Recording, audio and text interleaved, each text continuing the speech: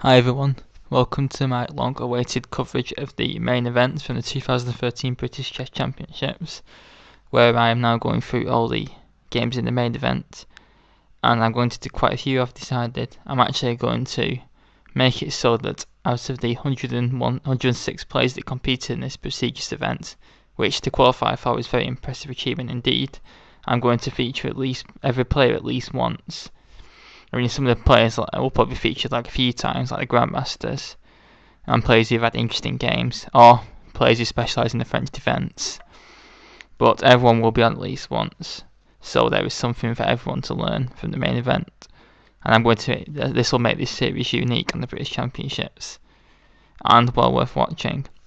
And there will be a massive library of videos as well, where players of all abilities can learn from. And it should be a laugh along the way as well. Plenty of exciting games full of attacking, endgame technique, blunders even at the main event. Because they were giving British spots away like confetti this year. Like some of the players in Major Open were a lot stronger than players in the main events. But then again, there was about 2,000 GMs. Well, there's plenty of GMs anyway. There wasn't any Adams or Short, sadly, or McShane, but there was Jones, Howell and Hebden and all them. And B unit, and plenty of IAMs as well, and even the players at the bottom who might only be like 1800, 1900 3D, but the VCF's like 170 plus, and they're all young as well, so there's plenty of time to get better. And who knows, maybe one of them will be lifting the title in a few years. So we'll start off with round 1 on the 29th of July 2013, and I've picked several interesting games from this round. Although this round probably will feature less than other rounds because a lot of the games, there's quite a few freshens there was, because the top half played the bottom half, so you get like this first game is a 2,643 vs 2,151, which is a very big rating gap. The game features Gawain Jones, who won it in 2012 at YI Man Land, aka North Shields, pretty convincingly. Well, not convincingly because she lost the playoff, but a lot of his games are very nice. And he was playing John Reid from which is the same club that Lee plays for, who I featured in his games from the last series. And I actually met John at the 4NCL, and I actually had a blitz game with him where I got absolutely mullered because he's over 200 plus ECF, and he destroyed Andy Horton actually on the same day. And he has a nickname of the Hacker as well, which is appropriate since he plays for Hack. And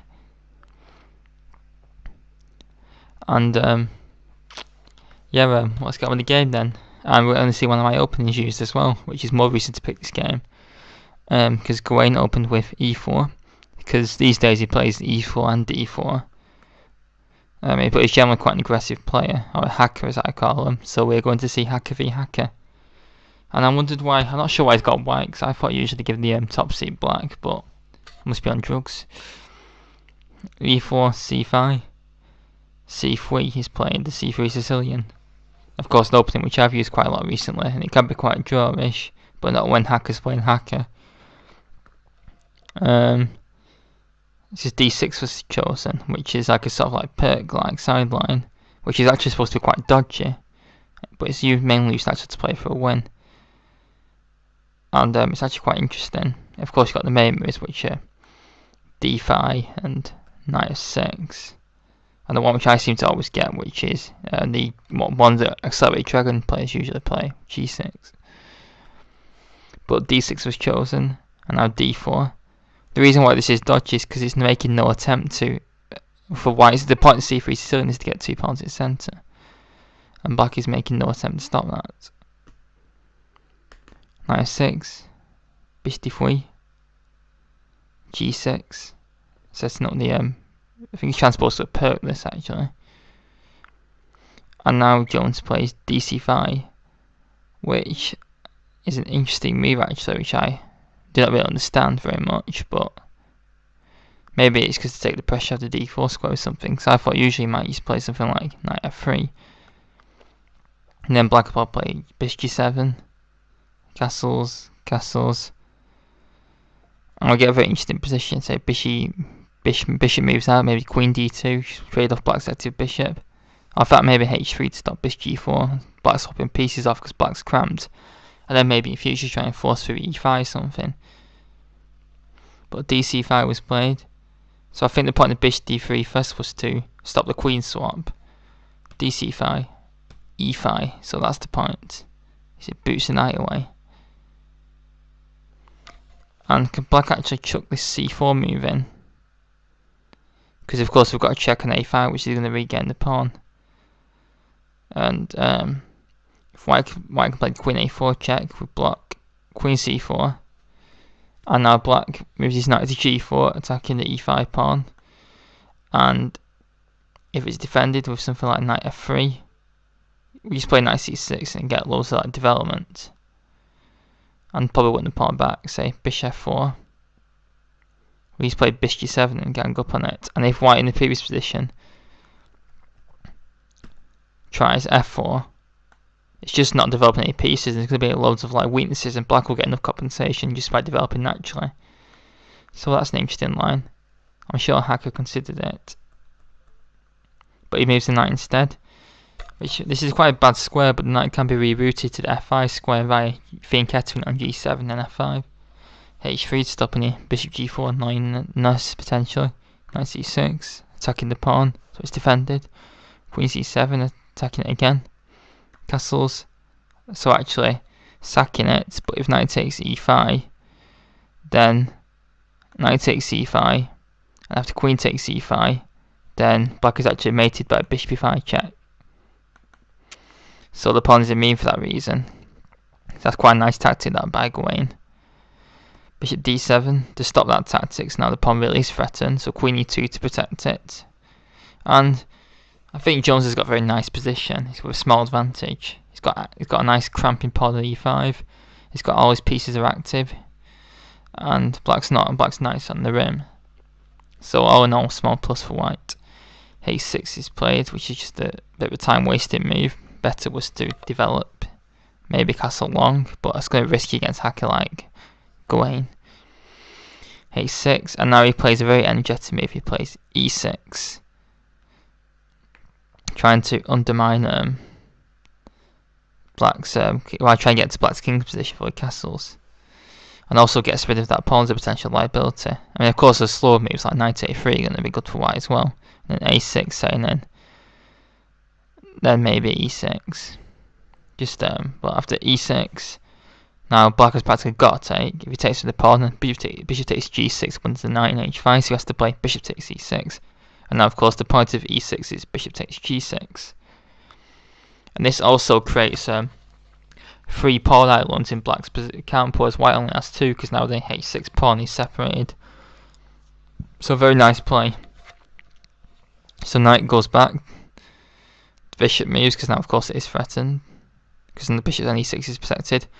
Castle's queenside, which does take the open file.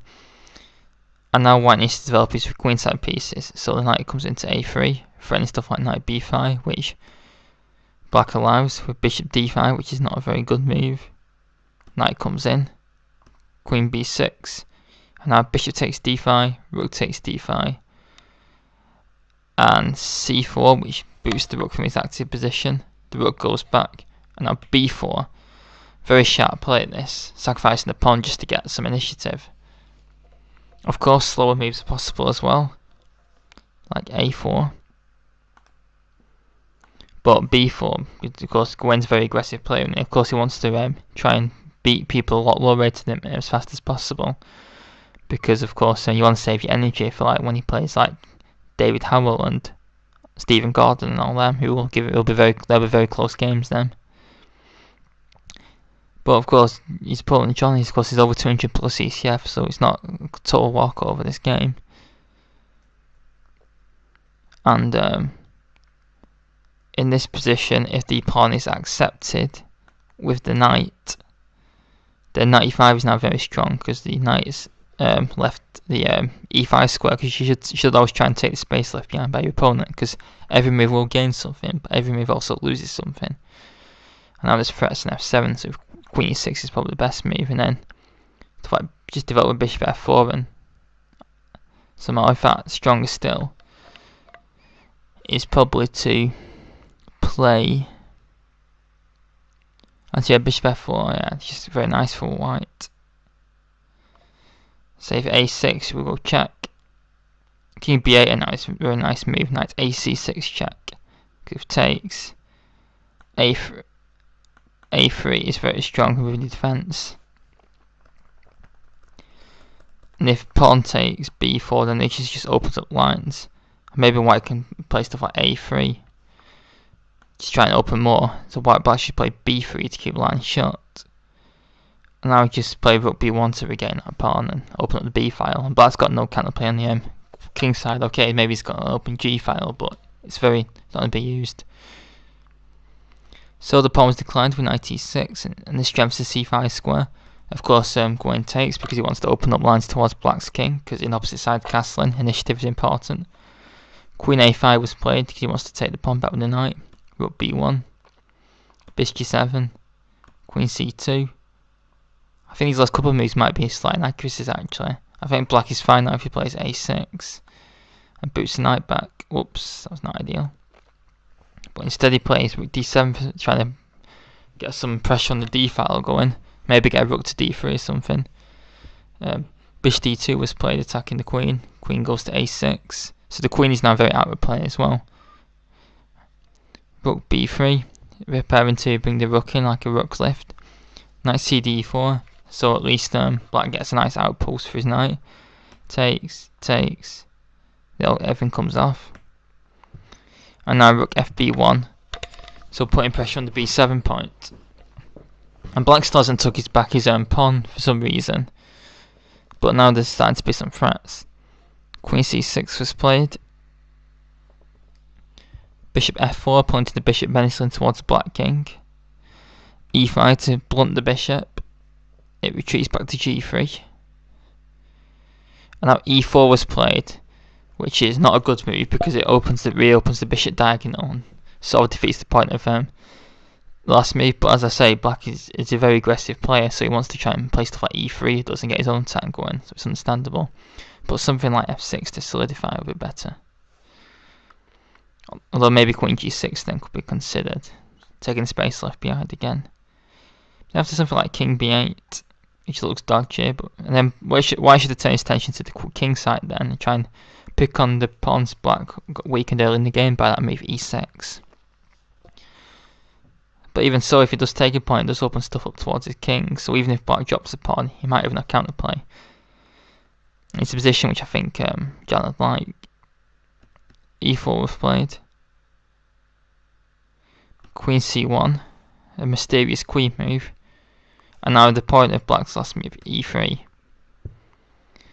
But maybe, I'm not sure if it missed or underestimated, but Jones actually just took it off with the rook. The point is, if bishop e3, queen e3. Now it seems that white's down in exchange, but he only has like a doubled pawn for it, two double pawns for it. But that is misdeceiving. This is because deceiving, I mean, whatever the word is. Because the white's got a lot of pressure. Because white's bishop is absolutely killing, and black's extra rook isn't doing anything. So he decides to take the pawn back instead. And now rook comes to f3 to put some pressure on the king side. Queen to g6 to protect these pawns, but that's not a good move as well. Because now the rook b5 is very strong. And b6 is played, which is a blunder, which loses the game instantly. But even now it's starting to get pretty bad. Say if bishop d6 to challenge the bishop, then after bishop takes d6, queen takes d6, rook d5, queen moves, takes, stuff like rook f6. White has all the positional trumps in this position, and in fact the h6 pawn is a goner. And again, that move e6, which caused that weakness early in the game, would be probably prove decisive in the long run. You see, grandmasters, that's how strong they are.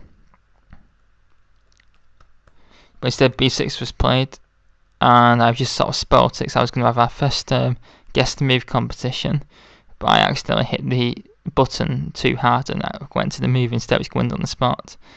So I'm afraid there will be plenty of these where you've got to pause the video to try and find winning moves, but not in this video, I'm afraid, so I've just completely spoilt it here by doing that. But yeah, b6 is a blunder because we have this rook takes c5, b takes c5 and queen b2 is the final move of the game, because it forks the mate on b8 and the rook on h8, and in fact also the mate is practically impossible to stop as well, without giving up a lot of pieces as well, so black throws in the towel.